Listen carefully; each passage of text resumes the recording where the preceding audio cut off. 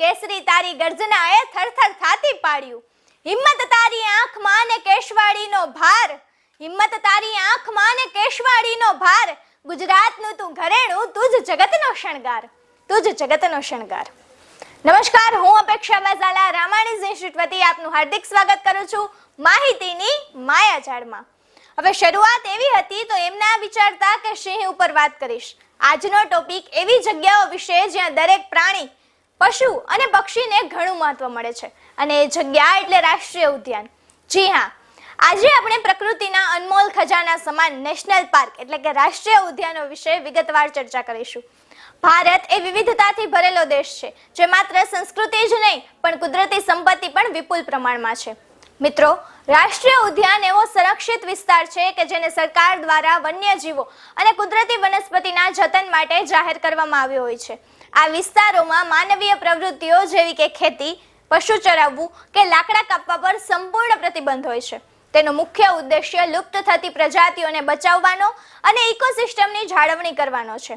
મિત્રો, ભારતમાં 100થી વધુ રાષ્ટ્રીય ઉદ્યાન છે, જેમાંથી કેટલાક મુખ્ય છે, જેવા કે જીમ કાર્બેટ ઉત્તરાખંડમાં, તે ભારતનું પ્રથમ રાષ્ટ્રીય ઉદ્યાન છે વાઘ માટેનું. કાઝીરંગા આસામમાં એક સિંગી ગેંડા માટે પ્રખ્યાત. કાન્હા મધ્યપ્રદેશમાં વાઘ અને બારાસિંગા માટે જાણીતું. રણથંભોર રાજસ્થાનમાં રોયલ બંગાળ ટાઈગર માટે જાણીતું. સુંદરવન પશ્ચિમ બંગાળમાં દુનિયાનું સૌથી મોટું મેંગ્રુવ જંગલ. અને આટલા જ નહીં, બીજા ઘણા. મિત્રો, રાષ્ટ્રીય ઉદ્યાનો માત્ર પ્રવાસન માટે નથી પણ તે પૃથ્વીના ફેફસા સમાન છે. રાષ્ટ્રીય ઉદ્યાન નાશ પામતી વનસ્પતિ અને પ્રાણીઓને સુરક્ષિત આશ્રય આપે છે, વરસાદ લાવવામાં અને ગ્લોબલ વોર્મિંગ ઘટાડવામાં મદદ કરે છે. તે પ્રકૃતિ પ્રેમીઓ અને વૈજ્ઞાનિક માટે શીખવતું ઉત્તમ કેન્દ્ર છે. જ્યારે આપણે રાષ્ટ્રીય ઉદ્યાનોની વાત કરીએ ત્યારે ગુજરાતનું નામ ગર્વથી લેવામાં આવે છે. જી હા મિત્રો, આપણા ગુજરાત રાજ્યમાં મુખ્ય 4 રાષ્ટ્રીય ઉદ્યાનો આવેલા છે. ગુજરાતની ધરતી માત્ર ઉદ્યોગોમાં જ નહીં પણ વન્યજીવ સૃષ્ટિમાં પણ સમૃદ્ધ છે. ચાલો તો આ ચારેય ઉદ્યાનોની સફર પર જઈએ. પહેલું, ગીર રાષ્ટ્રીય ઉદ્યાન. જૂનાગઢ, ગીર સોમનાથ અને અમરેલી જિલ્લામાં ફેલાયેલું છે. તેનું મુખ્ય આકર્ષણ એશિયાટિક સિંહ છે. તેની વિશેષતા આખા એશિયા ખંડમાં સિંહ માત્ર અહીં જ જોવા મળે છે. ગીરનું જંગલ સૂકા પાનખર પ્રકારનું છે જે સિંહોના સંવર્ધન માટે આદર્શ છે. અહીં સિંહ ઉપરાંત દીપડા, ચિત્તલ, સાબર અને 300થી વધુ પક્ષીઓની પ્રજાતિઓ વસે છે. ગીર એ ગુજરાતની શાન અને પર્યટનનું મુખ્ય કેન્દ્ર છે. બીજું છે મરીન નેશનલ પાર્ક, જે જામનગર અને કચ્છના અખાતમાં આવેલું છે. જેનું મુખ્ય આકર્ષણ પરવાળાના ટાપુઓ, ઓક્ટોપસ અને દરિયાઈ જીવો છે. તેની વિશેષતા 1982માં સ્થપાયેલ આ ભારતનો પ્રથમ દરિયાઈ રાષ્ટ્રીય ઉદ્યાન છે.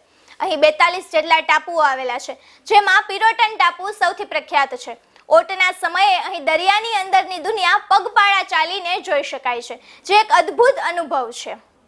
ત્યારબાદ ત્રીજું છે વેળાવદર કાળિયાર રાષ્ટ્રીય ઉદ્યાન, જે ભાવનગર જિલ્લામાં આવેલ છે. જેનું મુખ્ય આકર્ષણ કાળિયાર છે. તેને બ્લેક બક પણ કહેવાય છે. આ ઉદ્યાન તેના સુંદર ઘાસિયા મેદાન, જેને ગ્રાસલેન્ડ કહેવાય છે, તેના માટે જાણીતું છે.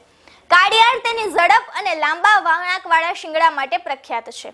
શિયાળા દરમિયાન અહીં હજારોની સંખ્યામાં વિદેશી પક્ષીઓ જેમ કે હેરિયર સ્થળાંતર કરીને આવે છે, જે પક્ષી પ્રેમીઓ માટે મિજબાની સમાન છે. ચોથું છે વાસંદા રાષ્ટ્રીય ઉદ્યાન. તે નવસારી જિલ્લામાં ડાંગની સરહદે આવેલ છે. જેનું મુખ્ય આકર્ષણ દીપડા, વરુ અને ગાઢ જંગલ છે.